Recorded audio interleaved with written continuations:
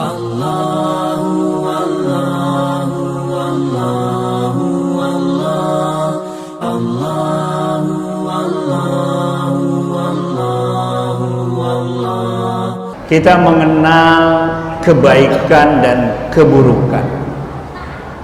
Di dalam surat Asy-Syams Allah katakan fa'alhamaha fujuraha wa taqwaha. Maka alhamaha, kami ilhamkan. Kata ilham ini belum ketemu di perbendaharaan zaman dulu. Sebelum Nabi Muhammad tidak ada kata ilham. Kata ilham muncul setelah adanya turunnya wahyu. Fa'alhamaha fujuraha wa taqwaha. Fujur, yang diilhamkan kepada manusia itu pertama kali adalah fujur, keburukan. Fujuraha wa taqwaha, kemudian baru dan ketakwaan. Jadi kalau ada saudara kita yang masih belum rajin ke masjid, masih suka main berleha-leha dengan game, buang-buang waktu, itu masih dalam fujurnya, belum mencapai ketakwaan. Kita mengenal kebaikan-kebaikan dalam bahasa Arab, dalam Al-Quran itu seperti kata ma'ruf.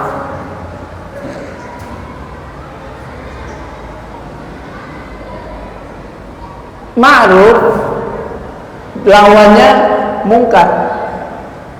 Ma'ruf, arif, ya'rufu, ta'aruf, kenal, lawannya mungkar. Tapi ma'ruf dikatakan baik juga. Ma'ruf baik. Oh, dia berbuat yang ma'ruf, ya.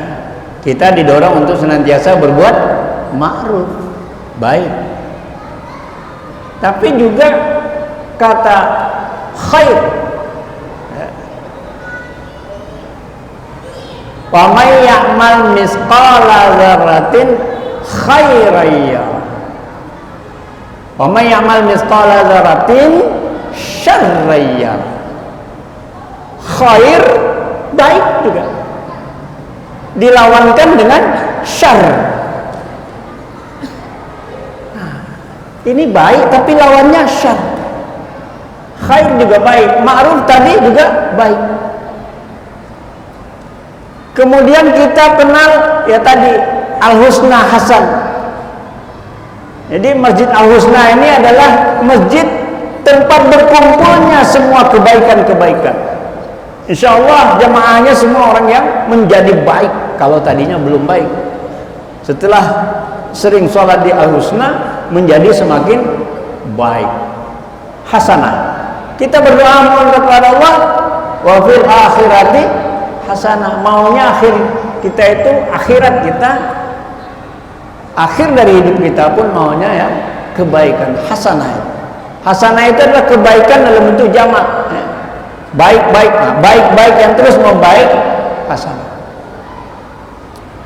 Lawan hasanah sayyi'ah. Jadi kebaikan tadi ma'ruf, khair, hasanah, juga takwa. Takwa juga kita anggap sebagai dia orang yang takwa, dia orang yang baik dan soleh. Nah, itu kalau takwa. Lawan takwa, wa ta'awanu 'alal birri wat taqwa. Bertolong-tolonganlah kamu atas kebaikan dan ketakwaan. Nah, sini lagi bir, ya. 'Alal bir wat taqwa, dan ketakwaan. Wala ta'awanu, dan janganlah kamu bertolong-tolongan 'alal ismi. Nah, ismun, ya. Wal udwan, dan permusuhan. Jadi bir kebaikan, albirra, albar, ya. Albar itu luas sekali. Jadi kebaikan yang sangat luas dilawankan dengan bar itu dengan fujur tadi. Ya. Wa ta'awanu 'alal birri wat taqwa wa la ta'awanu 'alal ismi wal udwan. Jadi kebaikan punya lawannya. Banyak ternyata daftar lawannya. Hanya di dalam bahasa Indonesia kita semua tertulis sebagai kebaikan. Begitu juga dengan thayyib. Wah, thayyib. Bang Thayyib, maksudnya itu abang yang baik. Tapi di lagu-lagu kita dikatakan abang yang jarang pulang. Ini udah meleset ini, ya. Memplesetkan arti kata thayyib. Kalau bisa jangan dinyanyiin lah itu, ya. Yang thayyib itu baik, halalan thayyiban. Mesti halal, itu hukum syar'inya. Thayyib ada manfaat kebaikannya. Thayyib itu lawannya khabisah. Kita aja mau masuk WC, mau masuk toilet, berdoa, Allahumma inni a'udzubika minal khubusi khabisah wal khaba'is, keburukan. Kemudian al-haq. Al-haq juga kebenaran, benar. Nah, ini ada masalah sebetulnya, Pak. Kalau kita tulis dalam bahasa pakai huruf Arab, benar itu ba, nun, ra. Itu bisa binar dengan neraka. Lawannya al-haq, batil. Batil itu juga kalau ada kalimat kita kebetulan, batil batala, kebetulan kalau ditulis pakai huruf Arab jadi batil. Ini ada apa? Maka pengertian kebaikan yang sesungguhnya itu secara adatnya itu berbeda. Salaman, ada yang salaman ketemu, salam tangan, jabat tangan. Ada yang diayun, ada yang tidak cukup diayun. Ada lagi masyarakat yang mesti diayun itu, ya kan? Ada juga yang mesti pakai cipika-cipiki salamannya. Ada yang cuman gini aja, nggak sampai kena, udah cukup. Nah, itu salaman juga itu. Itu semua baik kan, kebaikan. Tapi pada di tempat tertentu berbeda, di tempat lain berbeda lagi. Nah, maka kemana sesungguhnya kita sandarkan kebaikan?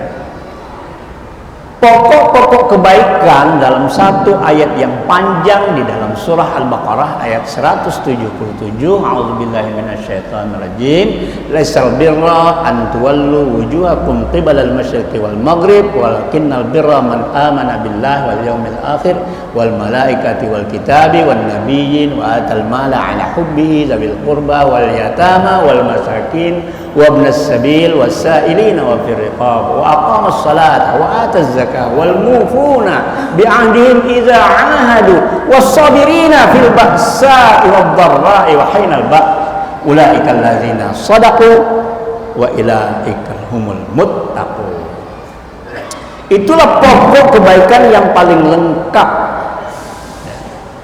sehingga orang melakukan kebaikan itu bukannya kebaikan itu menghadapkan wajahmu ke barat atau timur, tapi kebaikan itu mengandung pokok-pokok keimanan. Harus kebaikan itu disandarkan kepada Allah. Kalau kebaikan itu bukan disandarkan kepada Allah, maka kebaikan itu bisa seperti orang munafik. Sebetulnya dia keburukan, tapi yang dinampakkannya kebaikan. Sebetulnya niatnya buruk, tapi yang dia tampakkan kebaikan. Ini ciri orang munafik. Di antara ciri orang munafik menurut Ibnu Rajab. Maka kebaikan itu hendaklah disandarkan hanya kepada niatnya untuk mendapatkan ridha Allah. Hanya kepada Allah saja kita berbuat baik. Kenapa saya berbuat baik? Karena Allah. Kemudian kebaikan dalam ayat itu tadi ada pokok keimanan, ada pokok ibadahnya.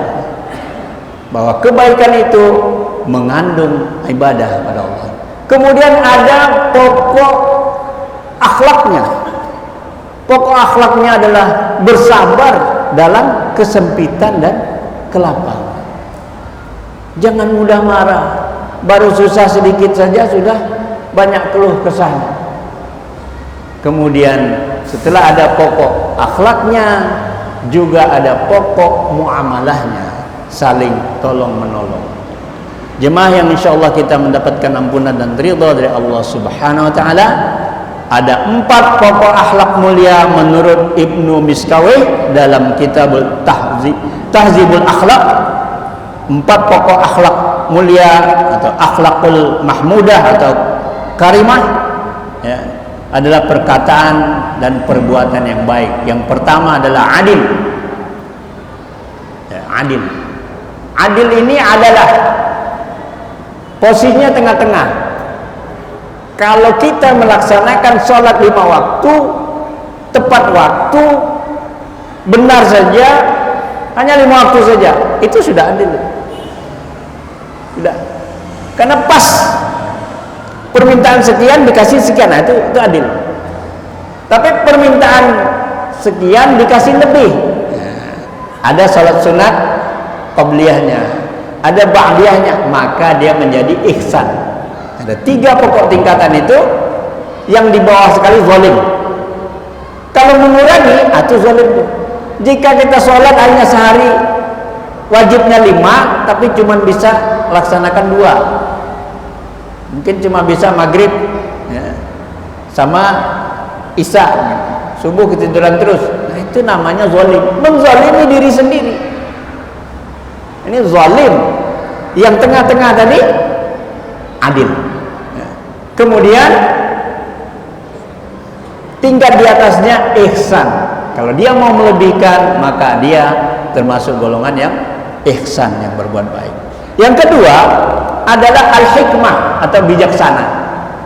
Bersifat bijaksana, memutuskan perkara bukan karena emosionalnya, ya. Menanggapi sesuatu bukan secara emosinya, bukan hanya mempertimbangkan akalnya saja, tetapi juga mempertimbangkan bagaimana keputusan ketentuan Allah Subhanahu wa taala. Yang ketiga adalah al-iffah atau menjaga kehormatan, menjaga diri dari yang haram. Dari yang haram aja dia jaga.